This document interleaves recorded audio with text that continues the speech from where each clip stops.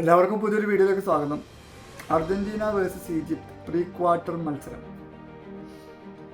ഞാൻ ഈ വീഡിയോ ഇടണോ എന്ന് ആലോചിച്ചു. കാരണം ഞാൻ ഒരു ബ്രസീലിനെ സപ്പോർട്ട് ചെയ്യുന്ന ഒരു ആളാണ്. ബ്രസീൽ ഓൾറെഡി പുറത്തായി നോർവേക്കെതിരെ 2-1.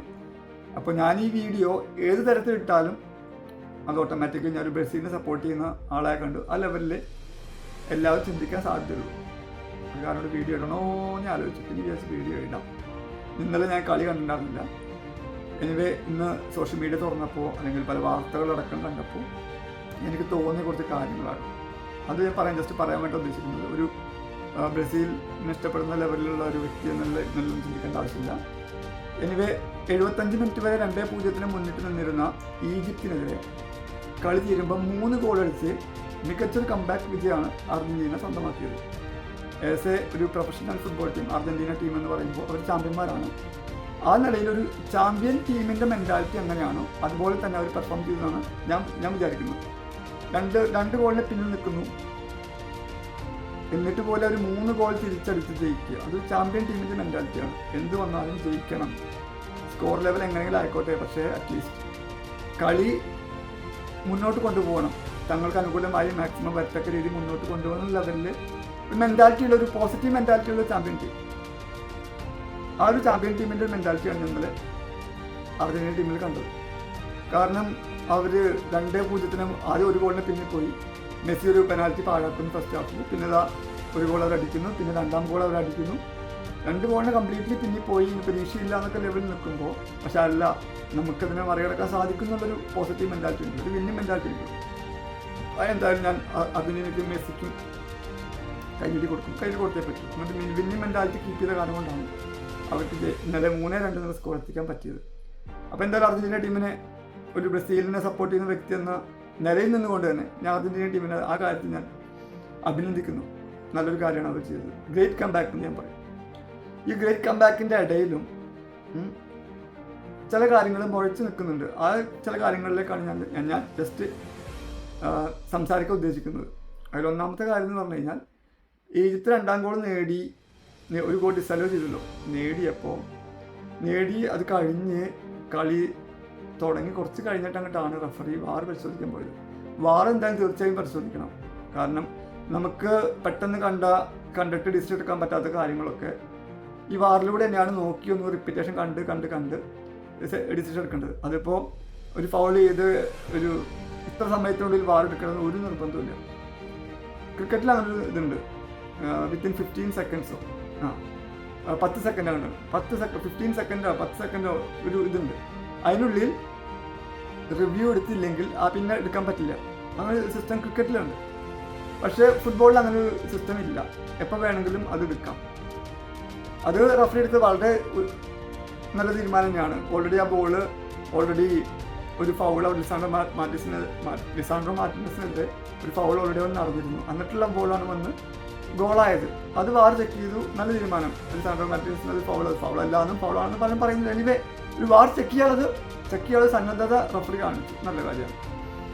അങ്ങനെ അതേപോലെ ഡിസലോ ചെയ്യുന്നു. എന്നിരുന്നാൽ പോലും ഈജിപ്ത് 2ാമത് ഗോൾ അടിക്കുന്നു, 2-0 ചെയ്തിരിക്കുന്നു. പിന്നെ അവിടെ വാർ കൃത്യമായിട്ട് നോക്കി. അത് ഗോളല്ലേ വാട്ടവർ, ഫൗളല്ലേ വാട്ടവർ. പക്ഷെ അവിടെ വാർ നോക്കാനൊരു സന്നദ്ധത റഫറി കാണിച്ചു. ഇതേപോലെ തന്നെ എക്സ്ട്രാ എന്ന് പറഞ്ഞാൽ 90 മിനിറ്റ് കഴിഞ്ഞ അധിക സമയത്താണല്ലോ നമ്മുടെ എൻസോ ഫെർണാണ്ടസ് വിജയ ഗോൾ നേടുന്നത്, 3ാം ഗോൾ നേടുന്നത്. ആ ഗോൾ നേടുന്നതിന് മുൻപ് അർജന്റീനയുടെ ബോക്സിൽ മുഹമ്മദ് സലയെ ഫൗൾ ചെയ്യുന്നുണ്ട്. മുഹമ്മദ് സല ഗ്രൗണ്ടിൽ വീഴുന്നുണ്ട്. അതിന് കളിക്കാരുൾപ്പെടെ അപ്പീൽ ചെയ്യുന്നുണ്ട്. ഈവൻ ഒരു പെനാൽറ്റിക്ക് വേണ്ടിയിട്ട് അടക്കം വേണമെങ്കിൽ അപ്പീൽ ചെയ്യുന്നുണ്ട്. ഈവൻ അത് വാർ പോവായിരുന്നെങ്കിൽ ചിലപ്പോൾ ഒരു പെനാൽറ്റി വേണമെങ്കിൽ കിട്ടാമായിരുന്നു എന്ന ലെവലിലൊരു കാര്യങ്ങൾ ചിലപ്പോൾ ഉണ്ടായിരിക്കും. ഈവൻ റഫറി അത് കംപ്ലീറ്റ്ലി ഡിനൈ ചെയ്യുന്നു. വാർ പോലും ചെക്ക് ചെയ്യാനുള്ളൊരു സന്നദ്ധത കാണിക്കുന്നില്ല. ഈവൻ സലാഡ് വെറുതെ വീടാൻ മാത്രമല്ല, എന്തായാലും കളിക്കാരെ എന്തായാലും അപ്പീൽ ചെയ്തിട്ടുണ്ടാവും. കളിക്കാരെന്തായാലും അത് വാർ നോക്കാൻ വേണ്ടിയിട്ട് കാണിക്കുന്നുണ്ടാവും. പക്ഷെ അതൊന്നും റഫറി സമ്മതിക്കുന്ന റഫറി അത് ഫൗളല്ല എന്ന് ഉറച്ച് തീരുമാനിക്കുന്നു. കളി മുന്നോട്ട് പോകുന്നു. ആ ബോളാണ് പിന്നെ പോയിട്ട് എൻസോ ഫെർണാണ്ടസ് ഗോൾ അടിക്കുന്നത്. ആ വാർ ചെക്ക് ചെയ്തിരുന്നെങ്കിൽ, അതെങ്ങാനും ഫൗളായിരുന്നെങ്കിൽ ഈവൻ പെനാൽറ്റി പോലും നമ്മുടെ ഈജിപ്തിന് കിട്ടേണ്ട ഒരു അവസ്ഥ അവിടെ വരുമായിരുന്നു. റഫറി ഞാൻ പോയിന്റ് ചെയ്യുന്നത് റഫറിക്കെതിരെയാണ്. റഫറി എന്തുകൊണ്ട് അത് വാർ അന്വേഷിക്കാൻ ഇന്നില്ല. ഇതേപോലെ തന്നെയായിരുന്നു മറ്റേ ഗോളും. ഈജിപ്ത് ഗോളടിച്ച് കുറേ സമയം കഴിഞ്ഞിട്ടാണ് റഫറി VR എടുത്തത്. അത് നല്ല കാര്യമാണ്, ഞാൻ അപ്രീഷിയേറ്റ് ചെയ്യുന്നു. അതുപോലെ ഇതിനെന്തുകൊണ്ട് VR ചെക്ക് ചെയ്തില്ല? കാരണം ഇതൊരു ഡിസിഷൻ മേക്കിംഗ് ടൈമാണ്, എക്സ്ട്രാ ടൈമാണ്. നിങ്ങളുടെ സിറ്റുവേഷനിൽ ഇങ്ങനെ സംഭവം ഉണ്ടാവുമ്പോൾ എന്തുകൊണ്ട് റഫറി അതിനെ VR എടുക്കാൻ തുനിഞ്ഞില്ല? ഇനി അതെങ്ങാനും എടുത്തു കഴിഞ്ഞാൽ അർജന്റീനയ്ക്ക് എതിരായിട്ട് വരുമെന്നോ ആണോ, അങ്ങനെ ചിന്തിച്ചിട്ടാണോ, അതോ അത് റഫറിയുടെ കണ്ണിൽ ഫൗളായിട്ട് തോന്നാത്ത കാരണം കൊണ്ടാണ്? എനിവേ ഡിസിഷൻ മേക്കിംഗ് ആയിട്ടുള്ള സമയത്ത് വാറ് പിന്നെ അതിനെയാണ് ഒന്ന് കൊടുക്കാമായിരുന്നു, പക്ഷെ അത് കൊടുത്തില്ല. അപ്പോൾ പ്രത്യക്ഷമല്ലെങ്കിൽ പോലും പരോക്ഷമായിട്ട് റഫറി ഈ ഗെയിം ആവശ്യമില്ലാത്ത രീതിയിൽ കൺട്രോൾ ചെയ്തു. അത് അർജന്റീനയ്ക്ക് ഫേവറബിൾ ആയിട്ട് കളിച്ചോ എന്നുള്ള ലെവലിലൊരു ടോക്ക് നടക്കുന്നുണ്ട്, എനിക്ക് അതുപോലെ തോന്നുന്നുണ്ട്.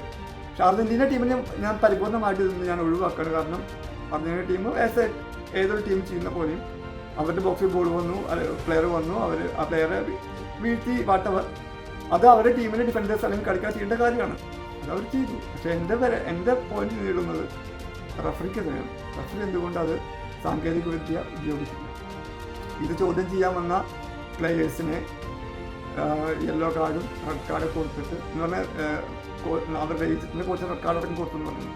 അപ്പോൾ ഇങ്ങനെ ചോദ്യം ചെയ്യാൻ വന്നവരെ യെല്ലോ കാർഡും റെഡ് കാർഡും കൊണ്ട് ഇതാക്കി എന്ന ലെവലിലൊക്കെ ഉള്ള കാര്യമാണ് നമ്മൾ കാണുന്നത്. അതെത്രത്തോളം ഈ ഫിഫയ്ക്കും ഫുട്ബോളിൻ്റെ വളർച്ചയ്ക്കും റഫറിങ്ങിലെ കാര്യങ്ങൾക്ക് എത്രത്തോളം അത് ഗുണകരമാവും ചോദിച്ച സംശയകരമുണ്ട്. നല്ലൊരു ഫുട്ബോൾ കളിച്ച് നല്ലൊരു കംബാക്കോട് കൂടി ജയിച്ചിരുന്നെങ്കിൽ ഇതിനേക്കാൾ മികച്ചൊരു കാര്യം അർജന്റീനയ്ക്ക് കിട്ടുമായിരുന്നു. പക്ഷേ ഇത് റഫറിങ്ങിലൊരു പിഴവ് മൂലം അത് മുതലെടുത്ത് അർജന്റീന കംബാക്ക് അടിച്ചു ജയിച്ചു എന്നുള്ളൊരു പേരുദോഷം കൂടിയും അർജന്റീനയ്ക്ക് ഈ ജയത്തിലുണ്ട്. അതൊന്നും ഒഴിവാക്കാമായിരുന്നു. ഒഴിവാക്കേണ്ട കാര്യം നമ്മൾ എന്തായാലും തീർച്ചയായിട്ടും ഒഴിവാക്കണം. എനിവേ അർജന്റീന 3-2 ഈജിപ്തിനെ തോൽപ്പിച്ചിട്ട് ക്വാർട്ടർ ഫൈനലിൽ കടന്നിട്ടുണ്ട്. അർജന്റീനയെ കാത്തിരിക്കുന്നത് സ്വിറ്റ്സർലൻഡാണ്. സ്വിറ്റ്സർലൻഡിനോട് എനിക്ക് പറയാനുള്ളത് ഇതൊക്കെയാണ്. ചിലപ്പോൾ ഇങ്ങനെയൊക്കെ ആയിരിക്കും സ്വിറ്റ്സർലൻഡും അർജന്റീനയും കളിക്കുന്ന കളിയിൽ ഇങ്ങനെയൊക്കെ തന്നെയായിരിക്കും. ഇതൊക്കെ പ്രതീക്ഷിച്ചിട്ട് അർജന്റീനയ്ക്കെതിരെ കളിക്കാൻ ഇറങ്ങിയാൽ മതിയായിരിക്കും. ഇല്ലെങ്കിൽ ചിലപ്പോൾ ഇങ്ങനെയൊക്കെ സംഭവിക്കാം. റഫറിങ് നന്നായിരിക്കണം എന്നും കൂടി എനിക്ക് ഇതിൽ ഓർമ്മിപ്പിക്കാനുണ്ട്. കാരണം നമ്മളിപ്പോൾ കളി കാണുന്നവരായാലും കളിക്കാരായാലെങ്കിലും കളി നിയന്ത്രിക്കുന്ന വ്യക്തി ഒരു വിശ്വാസം അർപ്പിച്ചിട്ടുണ്ട്. അത് വെറുതെ കളഞ്ഞു കുടിക്കരുത്.